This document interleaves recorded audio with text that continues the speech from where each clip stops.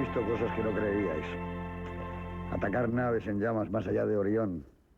Rayos C brillar en la oscuridad cerca de la puerta de Tannhauser. Todos estos momentos se perderán como las lágrimas en la lluvia. Es hora de morir. Este diálogo de la película Blade Runner que vamos a ver ahora tiene una concepción mítica casi desde su nacimiento y hoy día es tan famoso como el Siempre nos quedará París de la película Casablanca. ¿Por qué? Pues porque Blade Runner es una película que nació ya desde su primer momento con una aureola que nace en muy pocas películas. Bien, es verdad que masacrada por la crítica prácticamente de todo el mundo. Fue una cosa muy difícil de entender en un libro que hay aquí que habla de su making, que se llama Futuro Negro, que es un título estupendo, el making de Blade Runner, cómo se hizo la película. Habla un tipo que manda una carta que estuvo en el primer pase previo de la película y no se entiende porque él estaba sobrecogido entre aquellas imágenes y realmente la experiencia tuvo que ser fantástica. Pero la crítica de todo el mundo vapuleó esta obra de Ridley Scott, que llevaba además una carrera imparable. Era su tercera película, tras haber hecho Los Duelistas, una verdadera maravilla, premio del Festival de Cannes, la Palma de Oro, después de haber hecho Alien, una de las mejores películas de terror y de ciencia ficción o fantástica, con un nuevo diseño de luz sobre todo y de decorados, y luego viene Blade Runner, con lo cual Ridley Scott se coloca como uno de los más brillantes directores, no de su generación, sino prácticamente de todos los que en ese momento hacían cine. Eso no quiere decir que Ridley Scott no siga siendo un director fantástico. Pero esta película es especial y va más allá de cualquier atributo que podamos darle, porque es una película maravillosa de amor. Es una historia de amor como pocas veces se han hecho, porque nos viene a demostrar que el amor es el presente, que el pasado y el futuro realmente no tienen ya nada que ver con el verdadero amor. Es una historia de cine negro fantástica, es en la pura tradición de Chinatown, por poner un antecedente. Es una historia de ciencia ficción que podría formar parte de la santísima trinidad del género, para mí naturalmente, que sería Metrópolis de Friedland, 2001 de Kubrick y Blade Runner. Pero además de eso es una película que habla de las cosas, yo diría, como más importantes que tenemos las personas, como es el miedo a morir, algo que nace prácticamente con nosotros y sobre todo que nos dice que la cuenta atrás ya ha empezado prácticamente desde el momento que nacemos. ¿Y quién nos dice que todos no seamos replicantes? Bueno, esta es una película que va a tener un coloquio muy apasionado. Juan Manuel de Prada, muy buenas noches. Hola, buenas noches. Estupendo escritor, como saben ustedes. Recientemente le han dado además la Pluma de Plata, con 30 años. Eso no había ocurrido no solo aquí, sino prácticamente en ningún lugar de Europa, que un hombre como Prada haya sido elegido por la revista New Yorker como una de las 5 escritores jóvenes de Europa más importantes. Si añadimos que Prada no tiene 35 años, esto es por debajo de 35, sino que tiene 30, la revista New York, que como saben ustedes lleva a esa chica tan inteligente y tan lista que está cambiando la manera de escribir otra vez en Estados Unidos, volviendo al viejo estilo de la tabla redonda, bueno, pues para mi amigo Juan Manuel de Prada, que le gusta tanto el cine como la literatura, esta es una posiblemente de sus 10 películas, ¿no? Una de Pues tus sí, películas, sin duda, ¿no? porque además es una de las películas que vi en su estreno, ¿no? Siendo yo un niño, o un niño ya un poco crecidito, me quedé No, estremecido. un niño, Sí, que tiene un más de niño de 20 12 años. años o de 11 Claro. años. Y realmente no entendí casi nada, ¿no? Pero la película me produjo tal fascinación que me quedé enganchado a ella ya de por vida y luego pues no he hecho más que verla y verla otra vez para que esa fascinación pues siga perdurando. La película, habría que decirlo, está basada en una novela de Philip K. Dick, Sueñan los androides con ovejas eléctricas, como seguramente ya saben nuestros espectadores. Una novela que francamente está muy bien, pero que a mi modo de ver no alcanza los niveles de dobles y de triples lecturas que tiene la película. Ridley Scott, a partir de esa historia, nos sumerge en un mundo claustrofóbico, un mundo enfermizo, un mundo con una luz perversa, como escribió Úrculo en su día, un mundo en definitiva en donde tenemos la sensación del apocalipsis, ¿no? de que estamos siendo acechados por la destrucción. Pero luego, además de eso, y en contra incluso de las propias expectativas del director, porque Ridley Scott siempre dijo que quería hacer un cómic futurista, la película tiene una gran profundidad. Efectivamente, la película trata o recrea el mito de Prometeo, ¿no? La impotencia y la sensación de rabia que siente el hombre al sentirse dirigido por los dioses, ¿no? Aquí son unos replicantes, unos autómatas, a quienes este desasosiego les lleva pues a rebelarse, a viajar a la Tierra y a ir en busca de ese Dios que los ha fabricado y que les puede proporcionar más vida. Realmente este tema que además tiene un envoltorio casi al estilo de Milton, ¿no? Porque el personaje encarnado por Rutger Hauer es en cierto modo una especie de ángel caído, ¿no? De ángel caído que se rebela contra su destino dócil y que se atreve a increpar a Dios e incluso a matar a Dios, como veremos luego. Realmente la película es extraordinariamente llena de complicaciones, llena de motivos de reflexión que creo que a los espectadores les van a dejar muy turbados. Es una película además que se hizo a trancas y barrancas y con grandes dificultades. Se superó ampliamente el presupuesto, Ridley Scott tuvo muchos problemas para su financiación y para su filmación. Hubo además rencillas entre los miembros del reparto, entre los distintos técnicos, que crearon un ambiente de crispación que yo creo que a veces se nota en la película.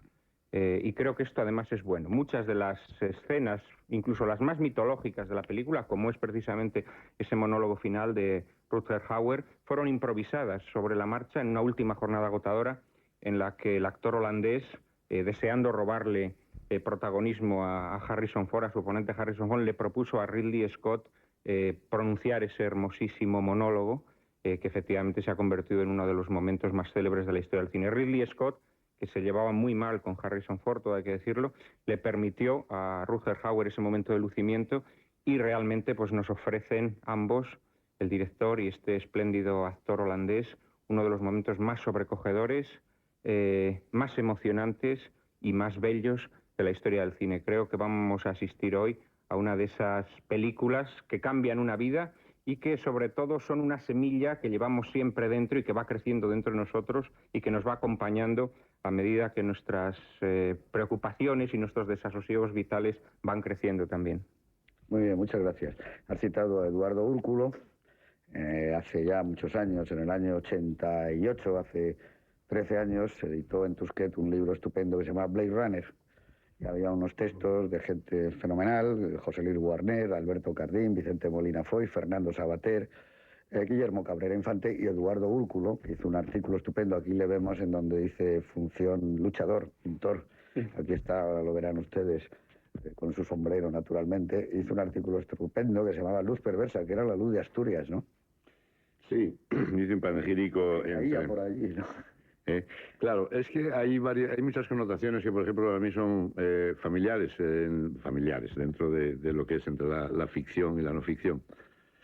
Y Blade Runner es una película extraordinaria como gran obra de ficción, como todas las grandes obras de arte, que es ficción.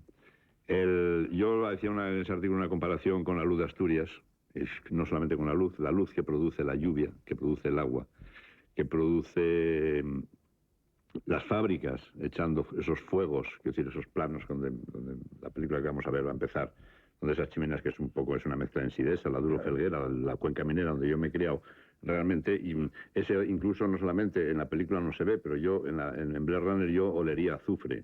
Es una luz perversa y es un agua, es una humedad permanente, una exaltación además de los paraguas, en tan poco uso, paraguas luminosos, porque hay una parte en la película que no había en mi pueblo cuando yo era pequeño, ni había Blade Runners, había la brigadilla, había la Guardia Civil, habían los regulares, estaban los moros, había un montón de fuerzas y no había Blade Runners en este sentido. Ni se perseguían replicantes, sino que se trataba de mantener un orden impuesto por la fuerza, como había sido la Guerra Civil Española. Pero hay una cosa que no había en mi pueblo, que yo echo de menos y que Blade Runner me devolvió muchos años después, que es la exaltación del diseño y de la plástica, ¿no? Porque ver todo ese recorrido que hace Ridley Scott, que no en vano es un director, un grandísimo director, y para mí hay antes de Blade Runner dentro del mundo del cine y después de Blade Runner, ¿no? Que es un amante de la pintura y del arte, de la plástica. Incluso con él, en sus películas y en Blade Runner también, colaboran escultores y pintores ingleses y sobre todo mucha gente del mundo del cómic, como Moebius. Es un mundo para él muy importante Bueno, todas esas cosas en mi pueblo y en mi infancia no las sabía, pero bueno, la luz a la que hago referencia, desde luego era muy parecida, y esos fuegos que salían de las fábricas de la combustión del carbón en aquella época. Que a veces parecía el infierno en Siresa, ¿verdad? Por la noche, Sí, cuando por la estaba noche es el nublado, infierno. con esos cielos de un color como Corinto, que se ponía un color de con unos tonos y salían... es el arranque de Blade Runner, con esa Lo cual demuestra una iconografía cosa. un Yo poco... soy un defensor de la luz artificial frente a la luz natural, ¿no? Yo creo que, por ejemplo, es mucho más fantástica la luz artificial que la luz natural. O sea, la reverberación cuando tú vienes por la noche en una carretera de la ciudad de Madrid o de cualquier gran ciudad, esa luz que reverbera en esa cúpula celeste, a mí eso me parece mucho más fascinante que lo que sería la luz natural, ¿no? En fin, que las dos cosas conviven, la ficción y la realidad convivimos perfectamente. Muy bien, muchas gracias, Eduardo. El señor Rodríguez Marchante, Oti, vamos a ver una cosa. Hola, buenas noches. El verdadero, parece ser ahora, escritor de la película es David Peoples, que por esa época tenía un guión que era Unforgiven, que Sí, le señor. daría el Oscar, y le daría el Oscar a Clint Eastwood. Sin perdón. Era una película que trataba de un tipo que había sido un asesino, que volvía otra vez a la pelea y hacía una masacre, que es un poco la historia de esta. Era en género de western, esta es en género de ciencia Una ficción. masacre en personas que él más o menos sabe inocentes. Es decir, hay un... Pero curiosamente, una cosa, y ahora ya sigues, las dos son películas nocturnas, muy oscuras. Y Blade Runner es lluviosa y negra, y la otra era un western casi negro también. El final es un plano negro donde se aleja. Es curioso la importancia que puede tener Peoples en esta historia. Curiosísimo porque además aportó lo que yo, a mi juicio, tiene lo que es la narración, desde un punto de vista narrativo. Luego está la importancia de cada uno de los elementos, pero desde un punto de vista narrativo aportó lo que tiene de unicornio esta película en realidad. Es decir, es esa parte de mezcla de géneros, no solo la ciencia ficción y el cine negro, que son más evidentes, sino, por ejemplo, el western. Es decir, hay tal esperanza en el duelo, por ejemplo, como en cualquier gran clásico del western.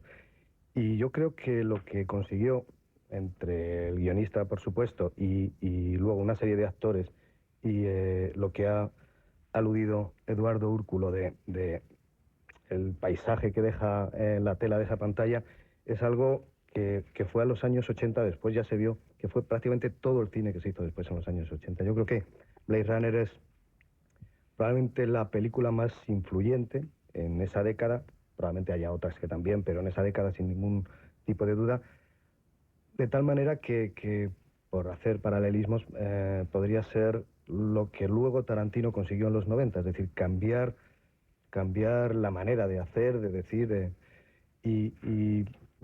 siguiendo un poco lo que ha dicho Prada, que es una película que da mucho pie a la reflexión, haría el juego de palabras, decir que partiendo de la flexión, es decir, siendo una película profundamente visual, te lleva o se te introduce hasta tan punto dentro que te lleva a la reflexión, es decir, de la flexión a la reflexión. A mí me parece que pocas veces el cine es capaz de conseguir eso, y desde luego en el caso de Ridley Scott y de esta película llegan a lo máximo. Muchas gracias. Pues aquí vamos a ver la adaptación de Philip K. Dick, que era un escritor extraordinario. Sueña a los androides con ovejitas eléctricas, porque nosotros decimos en España soñar con ovejitas. Yo creo que esa sería la traducción literal. Hay que tener en cuenta, a mí me parece que es un dato bastante importante de esta película, que venía de preparar Ridley Scott, Tristana y Isolda, porque hay un mundo wagneriano y de tradición germánica que está presente continuamente en la película. La chica, la protagonista, es una mezcla entre las secretorias de los nazis de los años 30, en ese peinado, iban más o menos así vestidas en algunas películas que quedan de documentos se nota, y las heroínas de los años 30 con traje de chaqueta del cine negro. Pero además de eso, el protagonista, porque para mí lo es, Rutger Hauer, es como un atleta de la Olimpiada nazi de Leni Riefenstahl. Es auténticamente, tiene algo de esos atletas que quería Hitler. Incluso parte de la arquitectura, eso que decía Eduardo cuando empieza la película, ese mundo de la Tierra, y luego los interiores, cuando se está poniendo ese sol como falso, tiene algo que ver de esa cosa gigante que tenía la arquitectura del Tercer Reich. Hay algo de una influencia tremenda germánica. Y bueno, claro, hay que hablar de la música de Vangelis, que realmente es excepcional y que sigue mucho, por supuesto, la música de Wagner, está presente el Tristán y Isolda en momentos, el tema de amor parece que está nacido de allí. En cualquier caso es una película que ha cambiado, como dice Oti, la historia del cine, porque han trabajado tanta gente brillante en esa película. Está la referencia ya no solo de Moebius aquí, sino de Metal Hurlan, aquella revista tan famosa en aquellos años, pero hay unos homenajes enormes a Frank Lloyd Wright. Sale el Bradbury Building, un edificio del siglo XIX que parece diseñado para Raymond Chandler y para su detective Philip Marlowe. Todo, la arquitectura, las calles, los rodajes en Figueroa, que es una parte que también recuerda todo el cine negro que se había hecho hasta entonces, hacen que esta película tenga un marchamo realmente especial y que yo creo que va más. Lo que es un motivo de reflexión es cómo esta película fue un fracaso crítico, un fracaso de taquilla, y que poco tiempo después empezarán a salir ya algunos comentarios y algunos artículos de gente muy avanzada, entre ellos nuestro querido Eduardo Úrculo, Cabrera Infante, etcétera, diciendo no, esto es otra cosa, esto que estamos viendo es el nuevo Ciudadano Kane, hay algo distinto. Pues nada, vamos a ver esta película extraordinaria. Supongo que la vamos a ver, digo supongo, porque hay tantas versiones del final de esta película que cada uno dice que ha visto un final. Yo creo que vamos a ver el final del productor, el corte de Michael Dilley, que por cierto es un productor excepcional porque es el productor que gana el Oscar con El Cazador, ese Oscar y 5 más, la película sobre la guerra del Vietnam. Pero no el corte del director, del que ya hablaremos luego, pero creo que también hay otros cortes. En cualquier caso, cualquiera de ellos es extraordinario porque esta es una película que empieza a ser como el verdadero arte, es imposible de poderla coger, se te escapa por las manos y eso está muy bien. Con todos ustedes, Blade Runner, de Ridley Scott. El nuevo Mitsubishi Montero les ofrece qué grande es el cine.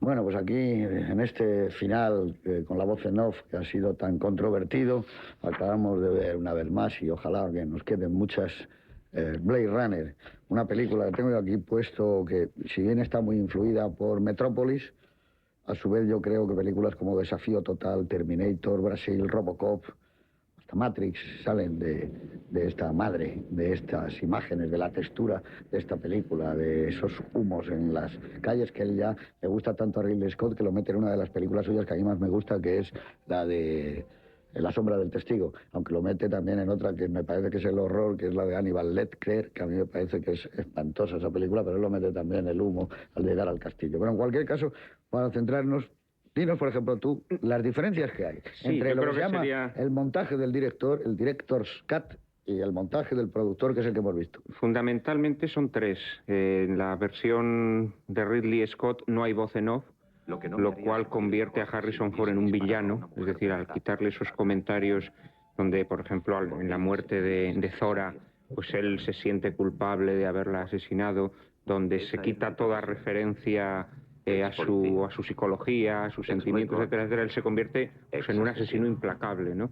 Luego está el final, la versión de Ridley Scott termina cuando Harrison Ford cierra el ascensor y se marcha con Rachel, y luego por último hay un inserto en el momento en que Harrison Ford está contemplando las fotografías en el piano, en que se queda dormido y sueña con un unicornio. Evidentemente ese unicornio con el que sueña, luego cuando vemos al final que recoge ese unicornio hecho con papel de aluminio de Gaff, del policía, en cierto modo es también su perseguidor, porque a lo largo de toda la película lo está siguiendo y sabe todo lo que hace, pues al tomar ese unicornio evidentemente se intuye que Deckard es también un replicante, ¿no? Se intuye el Guggenheim de Bilbao, porque también es como una palomita, una pajarita, como de papel de plata. Tiene algo de eso, el Guggenheim de Gerrit, ¿eh? Sí, Gerrit, de hecho, cuando presentó el proyecto de todas las autoridades de la época, el proyecto del Guggenheim Bilbao, lo que hizo fue con un trozo de papel de plata de albal,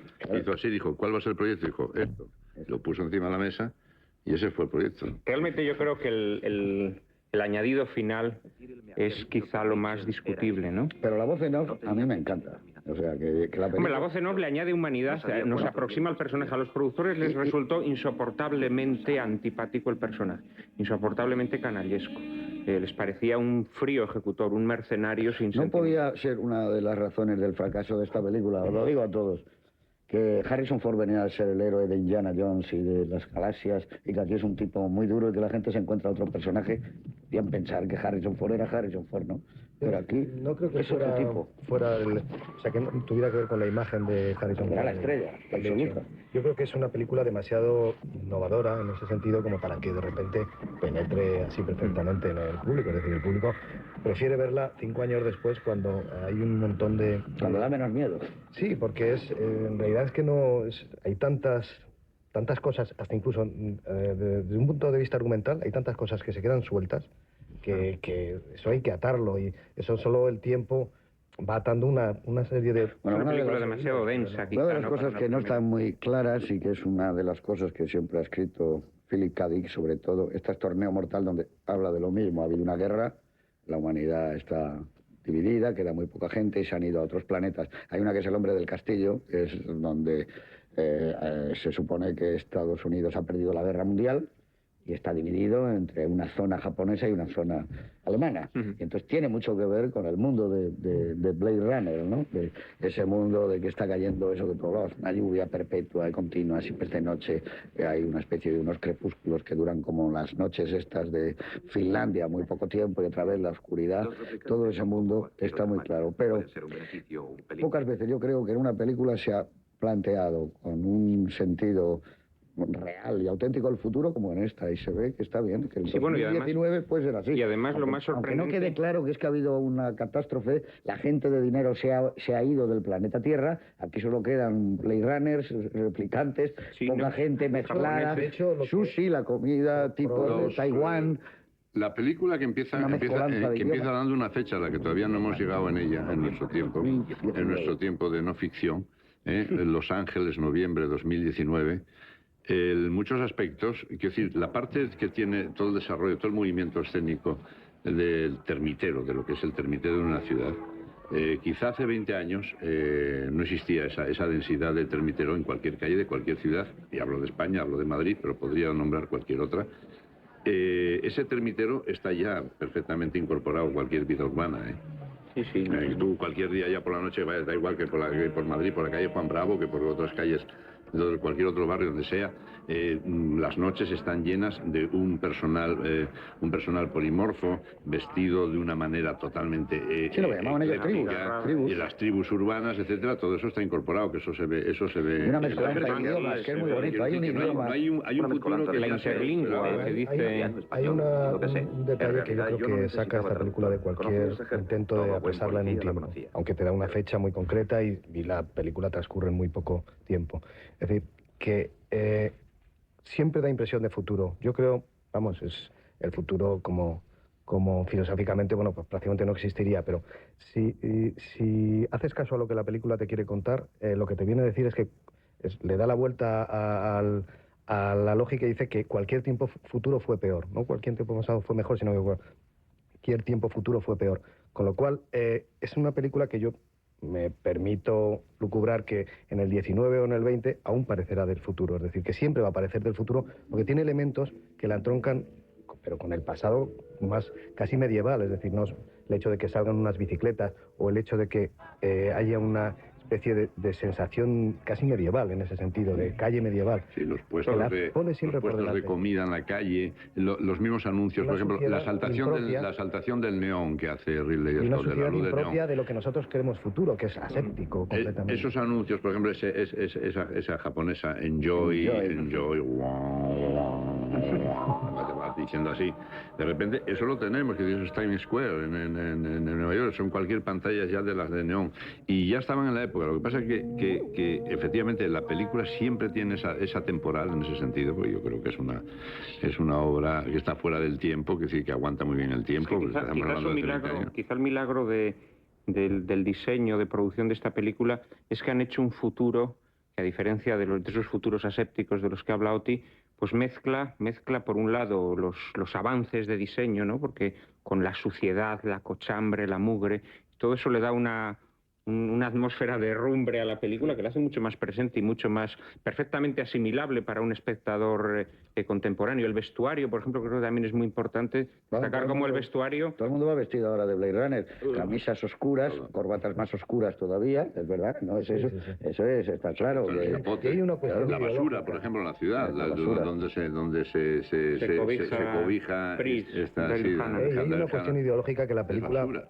pasa sobre ella de una manera que es tan sutil que, es decir, siempre va a haber gente que vaya en bicicletas. Aunque vuelen los coches, hay gente que va en bicicleta. Con lo cual, también te da una sensación de futuro inalcanzable, porque, y bueno, pues ese es mi presente. La gente en bicicleta es el presente de todo el mundo. Y siempre habrá esclavos, ¿no? Porque en el momento en que ya se decide que no haya, que los hombres no tienen que ser esclavos, automáticamente pues nos inventamos... Hay un Ahí asunto de lo gran- que dice, la gran frase. de lo que está diciendo Juan Manuel, y es que, por ejemplo, en las películas de ciencia ficción siempre salía todo muy nuevo. Claro. No, sería al revés. Si tú tienes que sacar los años 70 en España, el Escaletris, por ejemplo, que había en Madrid, estaba envejecido. No era nuevo y brillante como de cristal. Es la erosión del tiempo. Eso es una cosa que aquí lo han sabido ver muy bien. El anuncio ese que dices tú, que evidentemente es el de Times Square de toda la vida, el de Coca-Cola, o sea, Claro, que es el Coca-Cola, Enjoy. Pero aquí tiene una mirada distinta porque lo estás viendo como a través del aire, además. Estás pasando por arriba. Esa ciudad es como aterradora.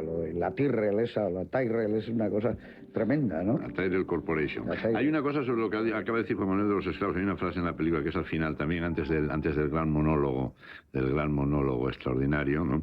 que dice Nexus 6, dice, cuando le está cogiendo a Harrison Ford, dice, es toda una experiencia vivir con miedo. Eso es lo que significa. Eso es lo que significa ser esclavo.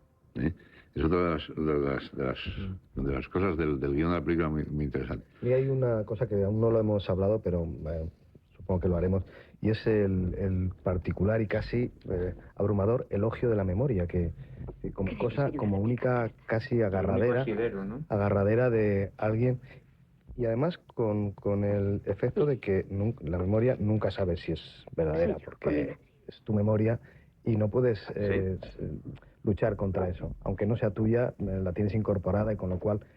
Y también sugiere la posibilidad de que el ser humano, en el tiempo que cuenta, sea una especie de extinción, que realmente no extinta, pero prácticamente en extinción, y que realmente todo eso se desarrolle entre diversos tipos de replicantes, porque también sugiere la posibilidad de que el propio Harrison Ford sea un replicante. Eso es en el otro. Bueno, en la novela, de hecho, que retrata un mundo en cierto modo similar a este, por ser un mundo apocalíptico, pero también muy distinto.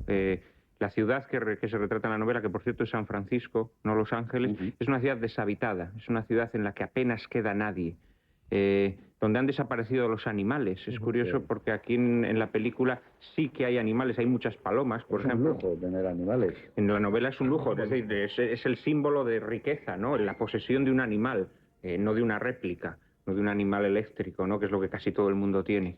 Y yo creo que en ese sentido la película pues nos da otra visión del mundo, pero sí efectivamente una visión de acabamiento. Lo de la memoria efectivamente es uno de los temas fundamentales de la película. Por ejemplo, el replicante que encarna Brion James, León, guarda esas fotografías como su mayor tesoro, porque en esas fotografías está toda su memoria, ¿no? Cuando Rutger Hauer lanza su monólogo final, también está aludiendo a la memoria. Y siempre la memoria muy asociada al órgano de la visión, al ojo. En esta película los ojos tienen un protagonismo extraordinario. Desde ese ojo un poco de visión paranoica, ¿no? Que lo está contemplando todo, ese ojo en donde se reflejan las... El ojo donde se descubre si es o no se es un replicante, es decir, en cómo... Sí, claro, en los análisis estos de Voight Camp. Pero ahí la memoria además tiene, claro, enlaza directamente con lo que es nuestra propia condición humana. Es decir, nosotros somos mortales en la medida en que conocemos, en que sabemos, no conocemos la fecha, pero sabemos que tenemos fecha de caducidad todos, ¿no? Entonces la angustia de los replicantes es lo que decía Juan Manuel de Prada antes, perfectamente viendo a Nexus 6 como el ángel caído, que es la rebelión de Lucifer contra Dios, que acaba matando al padre, que es su Dios y tal, ¿no? Porque que es esa subida con Sebastián hasta arriba con la excusa del ajedrez, y que, claro, ante la imposibilidad de la inmortalidad, que es lo que busca, que es la búsqueda, y la evidencia de la fecha de caducidad, pues en fin, acaba acaba matando a su padre, que es su creador, ¿no? Ellos realmente a lo que vuelven aquí es el miedo a la muerte. Ellos lo que quieren es volver a hablar con el creador para que les Quieren haga... prolongar, Claro, quieren prolongar su existencia. Bueno, la presentación de Rutger Hauer con esa mano ya un poco lívida, ¿no? Sobre todo en las uñas, Sí. cuando dice tiempo, ¿no? Parece que quiere aferrarse a ese tiempo que se le escapa. Shakespeareano. Clavo, ¿no? Hay una broma, yo creo, dentro de la película que no está muy explícita, pero creo que a ver si la compartís conmigo, y es que intenta convertirte a ti como espectador también un poquito en replicante. En el hecho de que cuando les hacen estos test tan extraños, yo me siento replicante, porque no hay ninguna respuesta que yo sepa. Si usted se encuentra una abeja muerta, no sé qué, ¿qué hace? Y en ese momento digo, Dios, o sea, es que te coloca del lado del replicante, porque no, pues, mire, no sé, y el ojo ya... Todas las preguntas están obsesivamente referidas a animales o incluso a la vida en general. La vida es un don tan preciado y tan escaso que se piensan los que se inventan este sistema de detección de replicantes Voight-Kampff, que un replicante al no albergar sentimientos no va a reaccionar de la misma manera, su dilatación capilar y eso lo niega la película constantemente. Sí, lo niega, claro, los únicos que tienen sentimientos, efectivamente, solo albergan sentimientos los replicantes. Que eso es lo que los convierte en criaturas trágicas, ¿no? Y en cierto modo fuera un poco de ese molde que ellos habían querido crear, que eran seres sin Es una sentimientos. reflexión sobre el amor, ¿eh? El amor como presente indicativo, que normalmente no indica nada. Pero claro, Indicativo de algo que claro, no indica nada. pero que es verdad que el amor no necesita del pasado ni tiene que pensar en el futuro. Dice, vale en sí mismo en el momento presente, ¿no? Y eso está muy bien hecho. Por eso a mí sí me gusta el final, porque me parece que desde el principio, este final, cuando se ve ese paisaje... Y la ¿Sabes voz dónde de está él- cogido ese paisaje? Ese paisaje se cabreó tanto Ridley Scott con la imposición que llamó a Stanley Kubrick y le pidió metraje desechado de las secuencias iniciales del Resplandor. Claro, cuando va el coche, del el helicóptero, y todo eso cuando está va. cogido del Resplandor, de tomas descartadas del Pues a Resplandor. mí me recuerda con el tono que tiene a algo absolutamente irreal, como era aquella película que se llamaba Soylent Green, cuando decidía morirse Edward G. Robinson, y entonces le ponen, junto con una música muy bonita, paisajes estupendos, con una cosa de Beethoven, y se ve atardeceres, amaneceres, como si lo viera en una gran pantalla, ¿te acuerdas? ¿Cómo era? Y aquí hay algo de eso, suena como algo Sí, no, incorporado. Sí, probablemente. A mí no me gusta el Real. final, pero a mí lo que me disgusta más es cuando el voz en off dice que Deckard ha estado hablando con Tyrell, el dueño de la fábrica, Claro, que ella es especial. y que le ha dicho que ella es especial. Eso me parece realmente un poco burdo. Es el autoengaño de siempre del enamorado con respecto, siempre te buscas una coartada que te hace a tu persona elegida como algo especial, eso. De todas formas, hasta en el amor hay una desesperación, como dices tú, lo de vivir el presente, que es una desesperación exasperada. Las dos secuencias en las que Rachel está con Deckard en su apartamento son de una brusquedad terrible, ¿no? Cuando él le revela que es una replicante es brutal, ¿no? Y ella rompe a llorar. Y luego el momento del acceso carnal de él hacia ella también es muy, muy brusco todo, ¿no? Él prácticamente la empuja contra esas... Hay un juega con la intriga de no saber si va a retirarla, como hacen, o... va a Harrison retirarla. Ford y St. John, por lo visto, se llevaban fatal, se llevaban a matar. St. John era una... Y que es una mujer problemática. especial. y yo creo que también esta tensión entre ellos se percibe, ¿no? Porque su historia de amor es una historia, como digo... Trágica. Sí, donde continuamente está latiendo la tragedia, ¿no? Toda la película tiene un componente trágico, que Claro. quizá tuviera mucho que ver en ella las circunstancias en las que fue rodada, que fueron circunstancias muy difíciles, circunstancias de gran dureza, donde todo el mundo estaba descontento, cabreado, donde no dormían nada. Al parecer Harrison Ford, en la escena en la que está escuchando y viendo morir a Rutger Hauer, dicen que incluso se quedó dormido de lo destrozado que estaba, ¿no? Y el plano final en el que la lluvia está cayendo ya sobre el cadáver, digamos cadáver, vamos a reconocerle su naturaleza humana del replicante, y se ve una luz de amanecer, es verdaderamente un amanecer, ¿no? O sea que fue un rodaje realmente de horas y horas y muy duro. Eso se nota, yo creo, en la interpretación. Ese momento de la muerte de Nexus 6, ¿no? De Hauer, allí con la paloma, que prende el vuelo la paloma, a mí la película para mí tiene muchas connotaciones con la tragedia griega. Para mí, yo creo que es una película en ese sentido más absolutamente, o sea, es ficción y es futuro y es absolutamente moderno y actual. pero al mismo tiempo para mí es enormemente clásica, porque la historia es totalmente clásica. Y ese replicante, aparte de lo que decías al principio, que es verdad, que es un poco el personaje de las Olimpiadas, el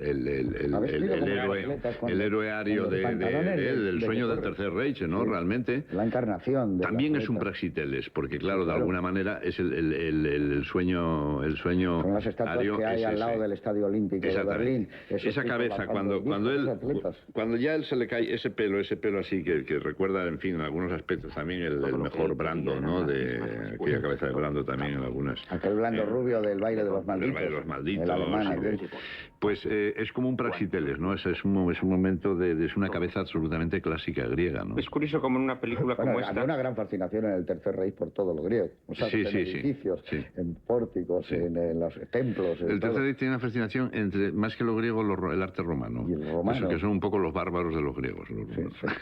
Es curioso, iba a decir, cómo en esta película hay una concurrencia de talentos y a veces de talentos azarosos. El personaje de Roy Betty, el personaje de Rutger Hauer, en principio iba a ser un personaje mucho menos importante en la película, y además Ridley Scott tenía la obsesión de que Rutger Hauer aprendiese artes marciales, porque quería que la pelea final le hiciese llaves y patadas y demás. Y Rutger Hauer se negó y además incorporó tres momentos mágicos en la película. Uno es el monólogo final, que lo creó sobre la marcha. Otro son los versos que recita de William Blake cuando entra en el laboratorio de este fabricante de ojos. Y luego lo de la paloma, que lo de la paloma verdaderamente me parece una metáfora asombrosa, primero de cómo alguien que se está muriendo se aferra a la vida y necesita sentir el corazón palpitante y tibio de un ser vivo entre las manos, y luego ese momento mágico en el que al morir la paloma sale volando, que es un inserto que tuvieron que hacer posteriormente durante el montaje, porque la paloma se había mojado, evidentemente, después de tantas horas de rodaje, y no pudo echar a volar. Pero cuando la vemos volar, en cierto modo es el alma del replicante que sube al cielo, ¿no? Es dotarle justo a un ser que la película intenta dejar en duda si vive o no vive, si es humano o no es humano, el hecho de darle esa posibilidad de exhalar una paloma al morir, pues francamente sí, o sea, casi te revela lo que realmente quería contar la película, que es justo lo contrario del ser humano y el replicante, vamos. Pero al final le perdona. No lo mata. No sé por qué le salvó la vida. Hay algo humano. Amaba tanto la vida, amaba tanto la vida. Ama tanto la vida que sabe lo que significa la vida. La película nos muestra que todos y cada uno de los sentimientos que tiene, las tienen los replicantes, o las réplicas, como lo queramos llamar. Incluido los pocos que tiene Harrison Ford como personaje, están en relación con los replicantes, es decir, es con la mujer, es con el Roy, en fin, que no hay una relación humana con el señor que sirve vasito de whisky con el jefe de la policía. ternura. No la hay con el otro. Bueno, yo debo decir que el personaje de Harrison Ford me resulta un poco canallesco. La manera en la que mata a Zora verdaderamente es muy cobarde. Él, si os dais cuenta, lo único que mata son mujeres. Solamente mata a las dos mujeres, a una por la espalda, efectivamente, y a otra mientras le hace esas volteretas para aproximarse a él. Y realmente, pues sí, es un personaje que, digamos, que se comporta como un cobarde, ¿no? De ahí quizá que lo quisieran redimir un poco con esa voz en off, ¿no? Para darle también un... Bueno, pero el personaje al principio yo creo que está muy claro. Él es un mercenario, él es un ex asesino, es un ex policía, es un ex Lerrando. Y entonces es un hombre que tampoco está como retirado, está como jubilado. Tiene esa indiferencia, por ejemplo, que puede tener ese mejor Philip Marlowe de esos momentos, ¿no? De esa indiferencia fría. No es ni un hombre que ande buscando el amor. Está comiendo un perrito caliente, una especie de perrito de un puesto chino allí. Qué mal se come en esta película. Se come muy mal, Y es un hombre que le vienen a buscar y que acepta el encargo de mercenario, evidentemente, de mercenario, fríamente, y porque no le queda más remedio cuando le llama a Brian, que le dice 4 pellejudos patean la ciudad, y hace esas adjetivaciones que hace Brian, que es el jefe de los Runners, que son absolutamente del más puro racismo y de una xenofobia absoluta y total, una crueldad increíble. Y es verdad, los sentimientos, la manera en que Nexus 6, cuando Hauer a Daryl Hannah, que se la mata y tal, cómo llora, cómo se vuelca, o sea, con qué romanticismo y qué pasión absolutamente romántica, qué sentimiento tan profundo, que luego acaba aullando como un lobo y dice, esto está mal hecho y tal, y empieza esa persecución. Bueno, y hay dos momentos referidos a la muerte de Daryl Hannah y al amor al amor vehemente y exaltado que le profesa en ese momento Rutger Hauer, que son maravillosos. Uno es cuando la besa y le recoge la lengua. Porque ella ha muerto con la lengua asomando entre los labios, y él la besa y le recoge la lengua, que es como cuando le cerramos los ojos a un muerto, ¿no? Para tapar, para velar la obscenidad de la muerte. Y luego es cuando coge su sangre o lo que sea y se embadurna con ella, ¿no? Se hace pinturas de guerra con la sangre de ese otro autómata al que ama. Sí, es una película muy romántica. Es totalmente romántica. Claro. Y a mí lo que me gusta, y creo que fue el acierto de la voz en off, es porque te retrotrae también al cine negro de una manera clarísima desde que empieza la película. Yo creo que con la que está más identificada es con Chinatown. Es una película que tiene algo que ver con Chinatown, de estructura, además, de cómo la película va organizándose y te va captando cada vez más. Eso está muy bien hecho. Incluso una película de Polanski. La diferencia es que Chinatown es bastante más diurna no, claro, pero aquí no hay del agua, pero de otro agua. Es gracioso porque es absolutamente nocturno. Paul Salmon le pregunta a Ridley Scott, buscando un poco alguna carga metafísica, por qué toda la película transcurre de noche, por qué continuamente está lloviendo, por qué esa atmósfera tan polucionada y demás. Y Ridley Scott, con una franqueza desarmante, le dice que es que porque estaban rodando en estudio, y que en unos grandes estudios de la Warner Bros., y que no quería que se notase, ¿no? Y quería que todo tuviese una atmósfera un poco equívoca, ¿no? Es decir, que a veces de las carencias o de las dificultades se pueden lograr, pues, características que tiene mucho que ver luego, por ejemplo, en Desafío Total, que es otra película estupenda, pero los coches, el que se abran de una manera los coches, aunque aquí suben para arriba. También basada en un cuento de Philip K. Dick. Pero bueno, yo creo que es una película que no llega al nivel de... No, pero es otra gran película. A mí me parece que Desafío Total es de las últimas de estas que se han hecho. Lo que pasa es que esto ni siquiera era un choque, es decir, era algo completamente no. Solo casi la mayor referencia la tiene en su propio cine, que yo creo que Alien ya, digamos, que abre un abre un portalón a un montón de géneros, entre otros el género de terror o de intriga o de sustos, ¿no? Es decir, que para mí Ridley Scott es probablemente el director más influyente en la última final del siglo, junto con, bueno, pues quizá con David Lynch o con Tarantino, que es curioso porque cuando le ofrecieron esta película a Scott, él estaba preparando Dune, que luego se la traspasó a Lynch. Tristán e Isolda, y luego Legend, estaban a la media con 3 o 4. Yo destacaría también de Blade Runner y del discurso de... Digamos que Blade Runner significa el que va con la espada. El que va con la espada. Bueno, la traducción sería difícil. No, yo más bien me inclinaría el que corre por el filo. Yo creo que son como policías y el que va y te da con la espada, el Blade Runner. Yo creo que admite las dos tradiciones, pero las dos traducciones... española que va. Pero, hombre, yo creo eso... Pero a mí me gusta más el que camina el que corre sobre el filo. Eso es más bien desde un punto de vista oriental. Los Blade Runners son los tíos que van y te van dando. En la película está presente todo el tiempo, por ejemplo, una cosa para mí muy importante, la disolución de todas las fronteras. O sea, no hay fronteras. Es totalmente global. O sea, no hay fronteras, pero no hay fronteras ni siquiera con la lengua, porque todo buen policía habla interlengua. Entonces, es una mezcla de dialectos, es una mezcla de lenguas. Entonces, es la disolución del lenguaje. Es un pupurri, No, porque es hasta tal punto la disolución. Y eso me parece importantísimo. Y la multirracialidad. O sea, es igual. Convive el enano, el negro, el rubio, el asesino, el otro. Bueno, Los Ángeles últimamente... El chino, el oriental, todo. Donde se habla ya tanto el español, tanto hispano, mezclado con el inglés, mucho japonés que hay, porque todos los estudios, Sony y compañía, se han hecho más. Empieza a ser una ciudad, el centro de Los Ángeles, donde está rodado esto.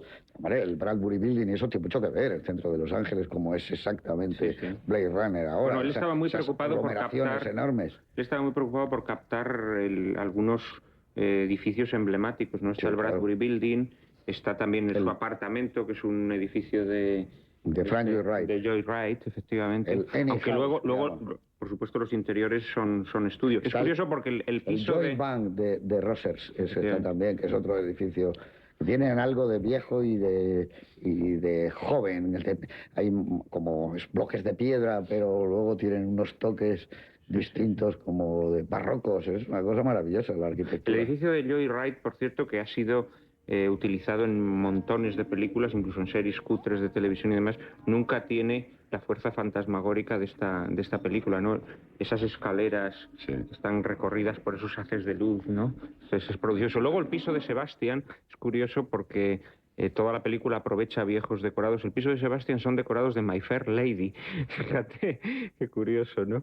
Pero dispuestos para la ocasión y crean un efecto totalmente distinto. Y luego el barroquismo es total. La película esta, Ridley Scott, el barroquismo lo eleva a mayúsculas, a valor superlativo. No hay un espacio, no hay un espacio vacío. Da igual el piano está lleno de fotografías, son los recuerdos. El suelo no hay... Muy antiguo. Mucho más antiguas que lo de lo lógico, vamos. Sí. Casi del siglo XIX. Sí, ahí se ve que esas fotografías al pobre Descartes se las pusieron con implantaciones de memoria de a saber quién, ¿no? Claro, porque eran... Luego aquella cosa que a mí hace 20 años me impresionó, y bueno, y me siguen impresionando, porque en esto yo soy un analfabeto total, ¿no? Y además no pienso dejar de serlo de alguna manera. Pero aquella pantalla, aquel ordenador donde se va cuadriculando la imagen y tum, 5 a la derecha, 5 a la pum, ampliación, pum, que está funcionando con la voz, que hace 20 años a mí me parecía una cosa muy futurista. Bueno, ya está, ¿no? Desde hace años eso ya está funcionando, ¿no? Esa secuencia es especialmente delirante porque evidentemente lo que consigue Harrison Ford es imposible conseguirlo a través de una fotografía normal, ¿no? Esas nuevas angulaciones que te abre el aparato y demás. Todo eso, por ejemplo, esto también está hecho, porque esta película es curioso. Muchas de sus secuencias están realizadas luego en los estudios Elm Street, en Inglaterra, mucho después que la película. Y una de ellas es esta secuencia donde esa Zora que aparece no es Zora, realmente es una doble que pusieron ahí y que realmente no se parece a Zora. Si nos fijamos en la fotografía, luego no tiene nada que ver con esa mujer tan voluptuosa y atlética que aparece en... Joanna Cassidy.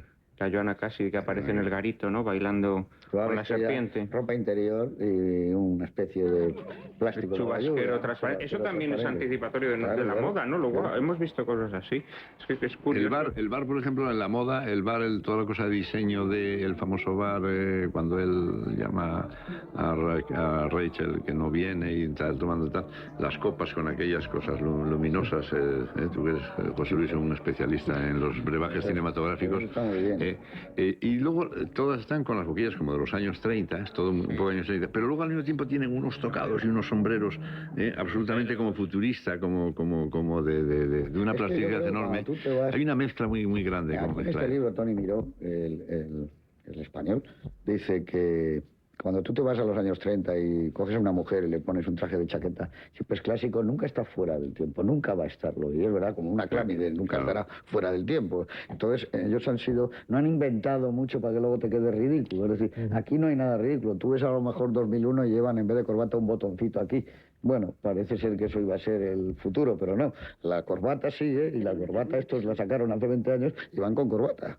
Y eso es curioso, ¿no? Corbatas oscuras, camisas muy oscuras, predominio de lo sombrío, que es mucho de la moda de ahora. Vamos, el 90% de la gente va vestida de negro, y de mujeres también. Es muy difícil que le saques del color sombrío de los oscuros, ¿no? Y eso es unas intuiciones, porque yo creo que aquí los meetings que debían de tener todo el staff de los 8 o 10 creadores de la película, estaban gente con muchísimo talento, buscaban una atmósfera de cine negro y la conseguían, mucho de Chandler, hay mucho en el personaje también del detective, lo que pasa que aquí mucho más duro, mucho más sin conciencia, más despiadado, ¿no? El personaje también tiene mucha gracia, el de Interlengua, del creador de pajaritas, el que persigue y vigila. Eddie Olmos, le lanza él esa película. Está fantástico, de verdad, no es muy corto y muy pequeñas sus apariciones, y además son magníficas. Es un personaje que, contrariamente a estar presentado como humano, es completamente inhumano. Y es hispano también, está mezclado en la raza. Y además sabe todo lo que le está ocurriendo a Harrison Ford, porque otro de los temas de esta película es la vigilancia absoluta, ¿no? Ridley Scott dice que ese ojo con el que se abre la película prácticamente, que es el ojo del gran hermano de Orwell, y sí que es cierto que el personaje de Edward James Olmos es una especie de gran hermano de Harrison Ford, ¿no? Incluso le da la pistola después de su duelo con Rutger Hauer, como si hubiese estado asistiendo a esa pelea, ¿no? Es decir, que Harrison Ford en cierto modo está siendo explorado, espiado por por ojos que están por encima de él, ¿no? Y él, a fin de cuentas, es una pobre herramienta a quien se le adjudica el trabajo sucio. Yo siempre he tenido la sensación, por eso te decía, que si tenía David Peoples, que era un estupendo montador cinematográfico, había trabajado ya en 2 o 3 películas, yo creo que tenía un Oscar de montaje por una cosa que hizo sobre la fabricación de la bomba atómica, una cosa de esas, David Peoples. Si él ya tenía el guión de Sin Perdón... Sin Perdón, yo creo que estaba... En cualquier caso, está trabajando en el mismo, exactamente el mismo esquema, y se lo ha llevado a su esquema, porque el personaje de Clint Eastwood es igual, es un ex asesino también. Probablemente lo que hizo fue adaptar el éxito de Blade Runner a esta película, ¿no? Sin Perdón es un western típico, es un western negro, es una película de cine negro, muy de Freeland también, y aquí hay muy de Freeland. Esta película es rarísima porque empieza con Hampton Fancher, que es el que primero coge el proyecto, luego aparece en un guión que desestimó prácticamente por completo Ridley Scott. Hampton Fancher pensando que iba a hacer el protagonista. Claro, él estaba en el origen, en el germen tal, luego se le fue escapando de las manos y aparece, aquí me parecen los créditos, sale en el guión. Sí, el que va el guión, por delante de David Peoples. Por delante. Claro, la versión es la primera versión es la suya. Claro. Es decir, que es una cosa completamente curiosa. Pero a Peoples es el que se le ocurre replicantes. Es el que, digamos, le introduce a lo que es sería una adaptación de la novela. En la novela solo se habla de androides o de andis. Pero los androides siempre se decía androides. Vamos a inventar otra cosa que no sea androides. Hay una cosa en la novela que no se han atrevido a trasladar a la película que le hubiera convertido a Harrison Ford todavía en un personaje más canallesco, y es que en la novela los personajes de Rachel y Pris son 2 androides exactamente iguales. Los personajes de Daryl Hannah y Sam Young son réplicas exactas, ¿no? Y se produce la curiosa situación en la que Harrison Ford está enamorado o manteniendo relaciones sexuales, porque la novela es menos romántica que la película, con una mujer a la que al mismo tiempo está asesinando, ¿no? Porque asesina a Daryl Hannah. Aquí prefirieron coger a 2 actrices distintas porque, repito, hubiera sido ya insoportablemente duro eso, ¿no? Para el protagonista. De todas maneras, Sean Penn fue un suceso en su momento. Sean Young, sí. Digo, Sean Penn sí, que aquí es jovencísima, por cierto. Sí. Por eso todavía la vemos en películas ya muy cutres y de serie Z, pero que todavía la mujer se mantiene. Yo hace poco la vi en un sexy thriller bastante horroroso, pero todavía conserva su belleza, porque no es muy mayor. Ahora tendrá 42, 43 años. Cuando hizo esta película, pues tenía 22 años aproximadamente. Esa película no gustó a la crítica, fue un fracaso de público. En los Oscars no se la reconoció, fue tremendo, ¿eh? O sea, que pasa muchas veces eso en el cine, no es solo...